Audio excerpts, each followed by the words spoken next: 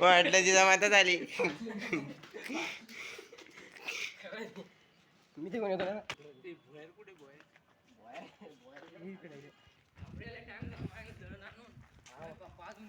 आपण भुयाराकडे चाललोय.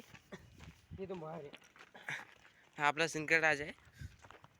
भारी इकडे लांब कोण त्याला मार ठेवला. ए अरे हे खाली होतं पहिले आम्ही गेलतो तेव्हा नाही का बुडात होतं दरवाजा खोल होता. आता हे वर आले हे दरवाजा लावत होते भुयार रे. ए भिवाट चांगलं तर